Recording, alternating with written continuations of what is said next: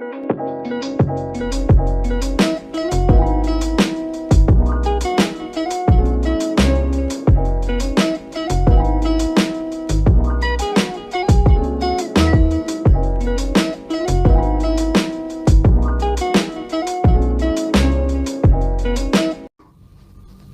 teman-teman, selamat datang di video wawancara dalam rangka tugas UAS pengantar penyiaran dari Universitas Semarang.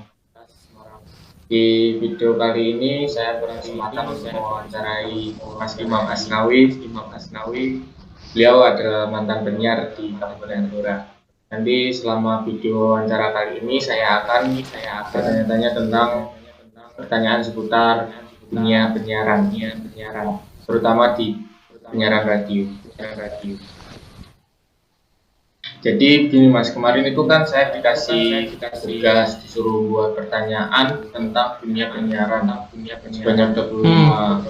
Terus saya membuat 25 itu, tapi tidak semuanya itu tentang dunia radio. Jadi dalam wawancara kali ini saya akan pertanyaan kepada Mas cuma 15 dan sudah saya pilih sesuai dengan background Mas yang dari penyiar radio. Baik, kita mulai dari pertanyaan Mas. Siap. Mas Imam ini udah mulai siaran dari kapan? Aku siaran itu mulai tahun 2014. Jadi dulu aku lulus SMA itu di tahun 2013. Sempat kuliah selama 1 semester. Ya, waktu itu kuliah 1 semester karena pas habis ulangan akhir semester ya, habis UAS karena nggak ada uang. Kalau lulus SMA kan biasanya ya suka-sukanya nongkrong, suka-sukanya jalan-jalan gitu kan. Mau minta sama orang tua juga pakai ya. Jadi waktu itu karena berangkat dari aku dulu memang dari SMA, dari SMP suka dengerin radio. Dan waktu itu ada lowongan disiarkan di radio juga dan akhirnya aku daftar di situ. Dan mulai dari situ tahun 2014 aku udah aktif jadi penyiar radio. Kalau boleh tahu pertama Mas itu siaran di radio mana? Dulu di radio XFM Blora namanya. Sampai sekarang masih eksis juga sih radio XFM Blora. Dulu di tahun 2014. Terus terakhir aku di radio Thomson Blora. Tapi itu sebenarnya masih satu grup. Jadi masih satu lokasi studio. Tapi di situ ada 2 stasiun radio. Baik. Kalau boleh tahu tuh, berarti Mas ini dulu tidak melalui kayak pelatihan jadi penyiar gitu ya Mas? Maksudnya langsung saja gitu terjun ke dunia penyiaran? Bukan. Langsung saja gitu.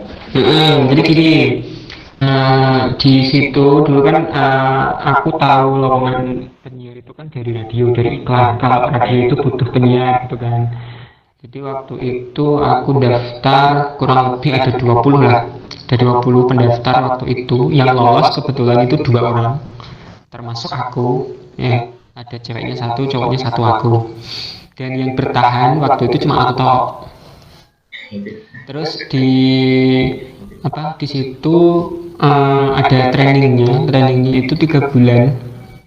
Training jadi penyiar itu, jadi kita siarannya offline, tidak langsung on-air di radio. Jadi kita direkam dulu, kita buat skripsi siaran dulu sesuai dengan acaranya, terus sesuai dengan temanya, sesuai dengan yang ditentukan sama radio juga sih, karena setiap radio kan punya gaya siarannya masing-masing. Nah, ketika selama kita training di situ, selama training di situ itu kita memenuhi kriteria radio itu, maka baru lanjut di on air.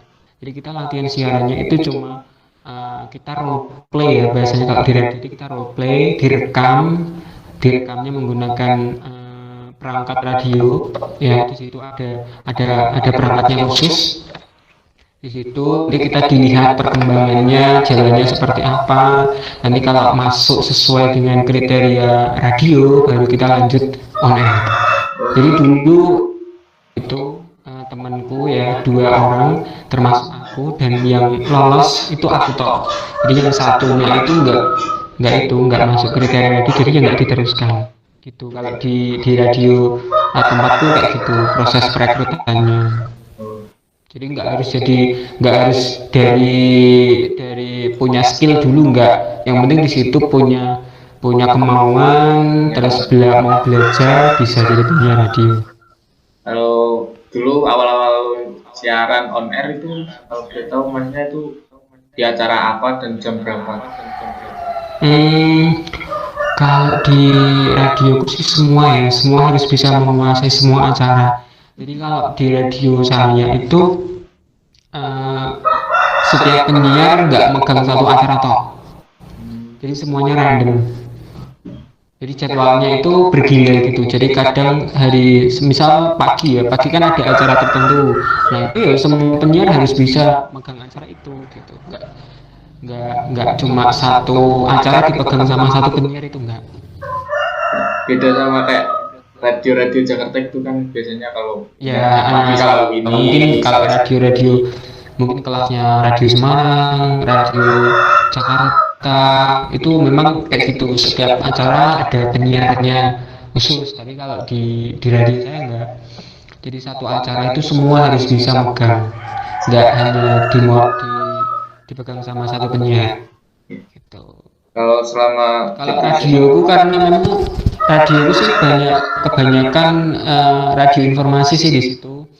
Jadi nggak ke radio hiburannya, lebih ke berita sama informasi radioku. Oke, kalau selama siaran Mas Imam ini udah pernah di radio mana aja Mas?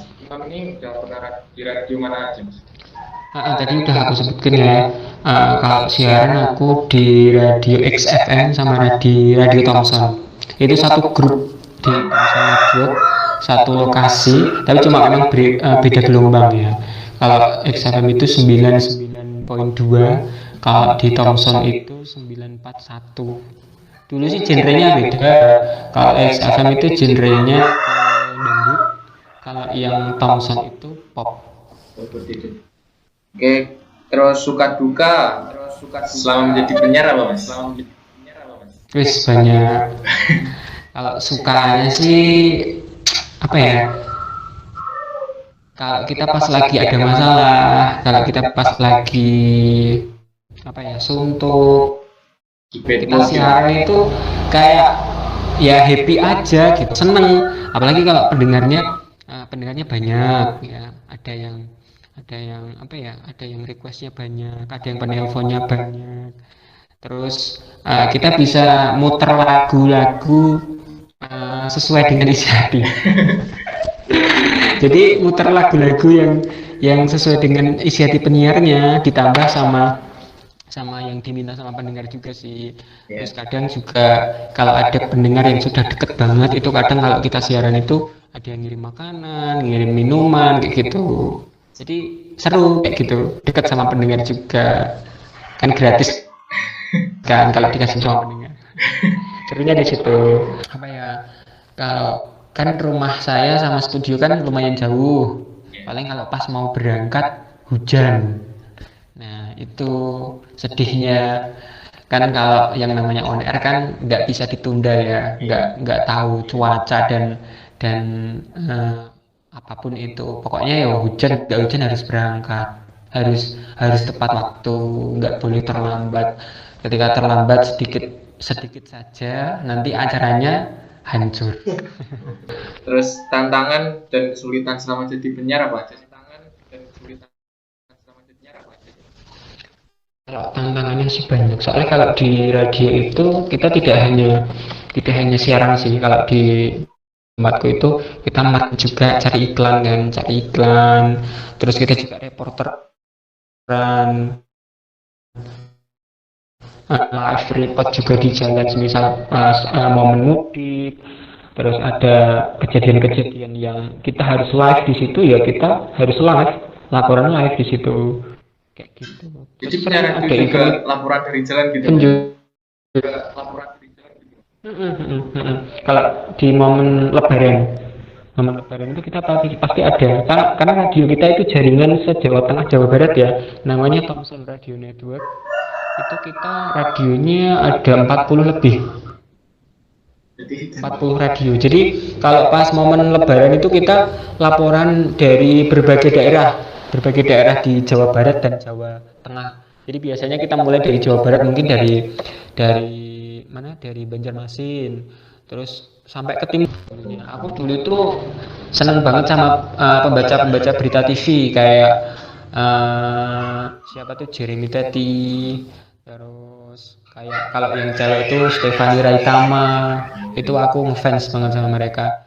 Nah, karena di radio XFM itu ada acara radio, ada acara berita.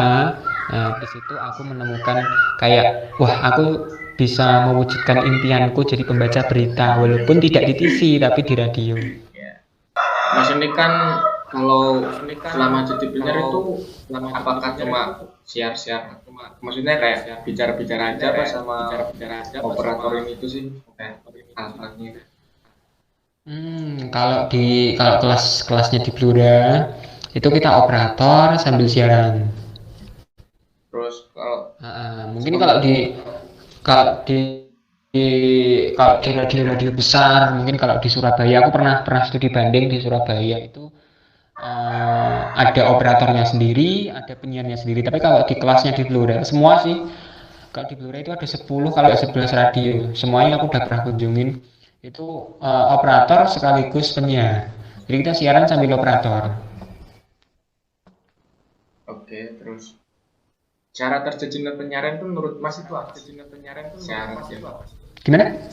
Menurut Mas sebagai cara sebenarnya nggak ada syarat khusus jadi penyiar radio itu. Yang paling penting suka dulu sama siaran, suka dulu sama radio itu. Karena kalau tidak punya dasar itu sulit jadi penyiar radio. Soalnya jadi penyiar radio itu tantangannya berat. Menurut pribadi dari Mas, pendapat pribadi dari Mas, tujuan adanya penyiaran di Indonesia itu apa sih? Adanya seperti contohnya kayak siaran radio, siaran TV, kenapa tujuannya untuk kemajuan Indonesia itu apa gitu? Atau manfaat lah Indonesia itu apa? Siaran itu sangat penting karena dulu sebelum ada media sosial kan radio itu merupakan sumber informasi yang valid gitu loh, tidak ada kebohongan, tidak ada hoax di situ. Jadi memang semua lembaga penyiaran itu kan ada kode etik, terus kemudian ada aturan dan lain sebagainya. Karena sebelum tayang ya, kayak berita, kayak informasi sebelum benar bertayang kan ada redaksinya, ada saringnya gitu loh. Jadi nggak asal tayang, nggak asal puter gitu. Kalau di radio itu atau lembaga penyiaran itu menjadi sebuah informasi untuk masyarakat yang valid. Itu aja sih kalau menurut aku. Selain hiburan ya, karena di radio kan ada hiburannya kayak musiknya. Selain itu kan ada informasinya yaitu berita. Terus di radio juga ada iklan layanan masyarakat, edukasi. Terus apalagi kalau ada konten-konten siaran agamanya, ada agama Islam, agama Katolik dan lain sebagainya, itu menjadi sumber informasi yang sangat luar biasa. Ya baik. Menurut Mas Imam sendiri itu apa sih keunggulan dari radio dan dengan media yang lain? Kalau keunggulannya pasti apa ya, lebih murah ya, karena radio itu kan lebih murah, dijangkau di mana-mana. Apalagi sekarang radio juga bisa didengar di handphone, ada streamingnya. Kalau kelemahannya sih kelemahannya cuma suara ya kalau radio. jadi nggak ada gambarnya itu kelemahannya.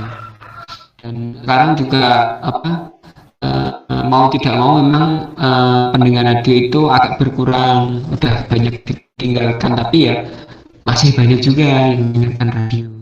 Lagi kalau acaranya legend ya itu pasti masih banyak pendengarnya.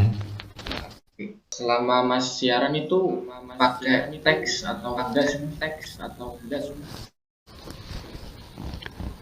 Kalau teks apa ya? Kalau teks yang bagus sih enggak, maksudnya biasanya kita misal acaranya kita menentukan tema ya, nah kita biasanya sih cuma ngenot clue-nya, misal tema itu ini renta hari ini tuh temanya apa, nah itu biasanya kita ngenot aja.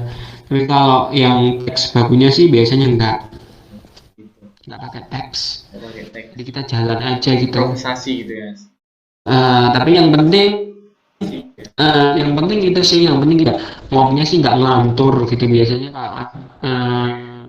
nggak terlalu panjang banget gitu loh. Kalau di radio gue sih paling ngomong paling lama itu 5 menit, nggak pernah lebih dari 5 menit. Misal ada SMS atau WhatsApp banyak itu ya paling kita baca cuma per order itu paling kita baca 3 atau 5 SMS atau WhatsApp, sudah itu aja. Nanti selanjutnya intronya paling cuma baca, misal ada iklan ya kita baca iklan di situ, misal ada apa ya mengingatkan pendengar untuk jaga kesehatan atau jangan lupa sarapan, atau mungkin pas malam juga jangan lupa, pokoknya pengingat seperti itu kadang penting untuk kita ingatkan. Misal jangan lupa tutup pintu sebelum istirahat, sebelum tidur, memasukkan barang-barang berharga ke dalam rumah, kayak gitu. Kadang itu banyak Mas kayak gitu, pendengar itu merasa terbantu dengan walaupun kita basa-basi ya, istilahnya basa-basi pas siaran ya, tapi justru itu kadang benar-benar mengingatkan pendengar, oh iya tadi aku belum masukin sepeda aku yang masih di luar, gara-gara dengerin siaran radio jadi ingat gitu loh. Menarik sekali. Berarti kalau teksnya seperti yang Mas jelasin tadi, berarti teks radio, teks penyiaran radio dan teks penyiaran TV itu beda banget ya Mas? Oh udah, biasanya kalau TV itu kalau dia kan paling apa berita, soalnya gini Mas, kalau di depan kamera sama nggak di depan kamera kan beda. Kalau radio kan kita nggak face kita kan nggak disorot sama kamera, jadi apa ya, deg-degannya itu beda gitu loh, rasa tegangnya beda. Aku dulu pas pertama siaran, kalau pas pertama on air dulu aku pakai teks, memang harus pakai teks soalnya untuk apa ya, untuk menangani kegugupan. Misalnya kalau gugup itu kan bisa baca. Tapi kalau TV kan pasti kan mimiknya disorot semua, si wajahnya kan ada, tapi kalau siaran radio kan nggak ada, jadi nggak pakai teks, tapi paling cuma clue-nya. Tapi Masnya setuju nggak sih? Tetap harus ada clue-nya. Setuju nggak? Cuman kayak gini, kalau penyiar radio itu kan, kalau lebih sulitnya itu kita kan bikin mengandelin suara ya Mas. Kita itu sulitnya tuh kan menyampaikan pesan kita sebaik mungkin gitu. Soalnya kita tuh cuma pakai suara, sedangkan televisi kan kita masih tergantung dengan kayak gambar visual gitu kan. Apakah Mas setuju lebih sulit menjadi seorang penyiar radio ketika menyampaikan sesuatu sulit dibanding dengan penyiar TV? Benar.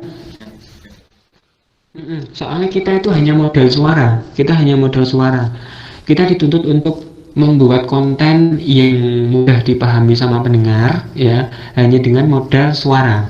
Kalau TV kan bisa dikuatkan sama gambar, bisa dikuatkan sama tulisan atau ketikan. Tapi kalau radio kita hanya modal suara. Tantangannya terbesarnya itu memang ketika kita buat iklan ya. Ketika kita kan soalnya juga produksi iklan sendiri.